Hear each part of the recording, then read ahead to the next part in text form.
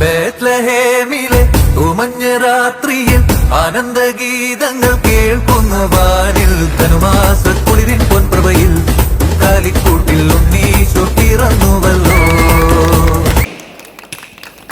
പഴന്തോട് വികസനത്തിൻ്റെ ഒരു പുതിയ ഘട്ടത്തിൽ കൂടിയാണ്. നമുക്കിപ്പോൾ ആദ്യം 30 ലക്ഷം രൂപ ചെലവഴിച്ചിട്ടാണ് നമ്മൾ കുറേ വികസനം നടത്തിയത്. ജില്ലാ പഞ്ചായത്തും നമ്മുടെ ഓപ്പൺ ജിമ്മിൻ്റെ കാര്യത്തിൽ അന്ന് സഹകരിച്ചു. ഇനിയിപ്പോൾ നമ്മൾ ടൂറിസം വകുപ്പിൻ്റെ പദ്ധതി അതിപ്പോൾ നമ്മുടെ അവസാന ഇതിൻ്റെ സമാപനത്തോടനുബന്ധിച്ച് തന്നെ അതിൻ്റെ വർക്കും തുടങ്ങാമെന്നാണ് കണക്കാക്കുന്നത്. 1,76,00,000 രൂപയാണ് ടൂറിസം വകുപ്പ് അനുവദിച്ച് അതിൻ്റെ ടെൻഡർ കഴിഞ്ഞു വർക്ക് ആരംഭിക്കാനായിട്ട് പോകുന്നത്. അപ്പോൾ നമ്മുടെ അതിൻ്റെ മുന്നോടിയായി ഇപ്പോൾ നിങ്ങളുടെ ഇതൊക്കെ വൃത്തിയാക്കി ഇപ്പോൾ തന്നെ വൃത്തിയാക്കിയൊക്കെ തന്ന് നമ്മൾ ഒരുക്കിയെടുത്തിട്ടുണ്ട്. ഇനി ആ പ്രവർത്തനങ്ങൾ നന്നായി നമുക്ക് മുന്നോട്ട് കൊണ്ടുപോകാൻ കഴിയും. പിന്നെ 1 കോടിയാണ് നമ്മുടെ റോഡ് അതിൻ്റെ ടെൻഡറിലേക്ക് പോവുകയാണ്. കംപ്ലീറ്റ് 2 സൈഡ് മൊത്തം റോഡ് നല്ല രീതിയിൽ കട്ടയ്ക്ക് വിരിച്ച് മെച്ചപ്പെടുത്താനായിട്ട്. അപ്പോൾ അതോടുകൂടി നല്ല മാറ്റം ഉണ്ടാക്കാൻ കഴിയുമെന്നാണ് പ്രതീക്ഷിക്കുന്നത്. അതുപോലെ തന്നെയാണ് കഴിഞ്ഞ പബ്ലിക് സ്ക്വയർ നമ്മുടെ ഈ ഭാഗത്ത് സംഘടിപ്പിച്ചപ്പോഴാണ് കല്ലമ്പലം മാരാരി റോഡ് അതിന് വികസിപ്പിക്കണം എന്ന് പബ്ലിക് സ്ക്വയറിൽ ആവശ്യം വന്നു. അപ്പോൾ അത് തുടങ്ങിയെങ്കിലും തെരഞ്ഞെടുപ്പ് പെരുമാറ്റച്ചട്ടം കാരണം ഭരണാനുമതി ഇനി ഇറങ്ങാൻ പോകുന്നുള്ളൂ. ആ റോഡും ഇതിൻ്റെ ഭാഗമായി തന്നെ വികസിപ്പിക്കുന്നതിനുള്ള തീരുമാനമെടുത്തിട്ടുണ്ട് എന്ന കാര്യം ഞാൻ നിങ്ങളുടെ ശ്രദ്ധയിൽപ്പെടുത്തുകയാണ്. അപ്പോൾ എന്തെല്ലാം കാര്യങ്ങളാണോ ഇവിടെ നിന്ന് ആവശ്യപ്പെട്ടിട്ടുള്ളത് അതെല്ലാം പരമാവധി നിർവഹിക്കാനായിട്ട് ശ്രമിച്ചിട്ടുണ്ട്.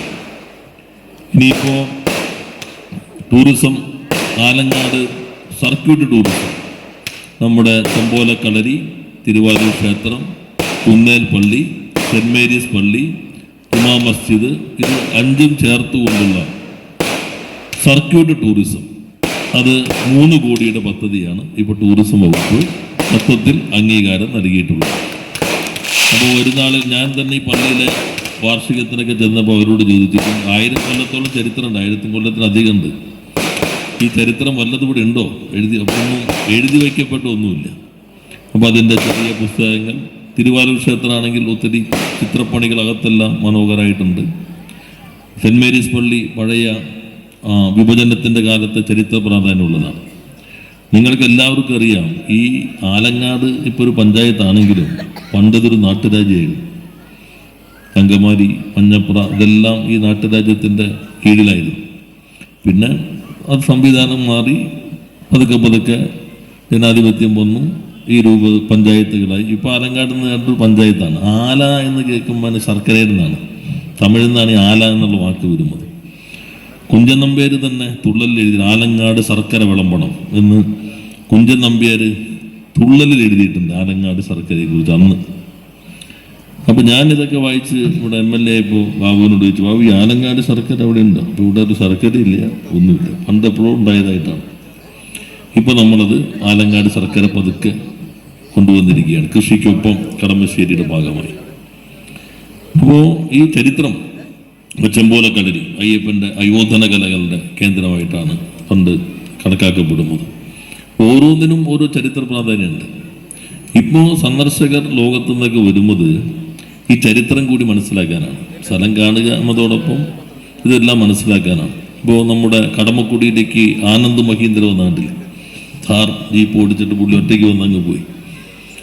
അപ്പോൾ കടമക്കുടി ലോകത്തിലെ തന്നെ ഏറ്റവും മനോഹരമായ വില്ലേജ് എന്നാണ് അദ്ദേഹം പറഞ്ഞത്. അപ്പോൾ കടമക്കുടിയിൽ ഇനി ആളുകൾ കൂടാൻ വരുമ്പോൾ പഴന്തോടും കണ്ടിട്ട് പോകാൻ തോന്നും. അപ്പോൾ കുന്നേൽപ്പള്ളി ഒന്ന് സന്ദർശിക്കാം, ചെമ്പോലക്കളരി ഒന്ന് കാണാം എന്നൊക്കെ തോന്നും. അപ്പോൾ പതുക്കെ പതുക്കെ ടൂറിസം വികസിക്കും. ഇപ്പം തന്നെ ഇവിടെ കണ്ടില്ല ഡൈനാമൈറ്റ് കമ്പനി. ആ കമ്പനി നിങ്ങൾ കാണുമ്പോൾ ഇവരാണ് ഈ ജാക്കി ജാൻ്റെ സിനിമയില്ലേ, ജാക്കി ജാൻ, ആ സിനിമയിലെ ഹോളോഗ്രാഫിക്സ് ഉണ്ടാക്കുന്ന ഈ കമ്പനി. അത്രയും അന്താരാഷ്ട്ര കമ്പനിയാണ് ഈ ഇപ്പോൾ ഇവിടെ തുടങ്ങിയേക്കുന്നത്, ക്യാമ്പസ് തുടങ്ങിയേക്കുന്നത്. ഇവർ കേരളത്തിൽ വലിയ പ്രവർത്തനങ്ങൾ വീണ്ടും വിപുലപ്പെടുത്താനായിട്ട് ശ്രമിക്കുകയാണ്. നമ്മുടെ നാട് നന്നായി മാറുന്നുണ്ട്.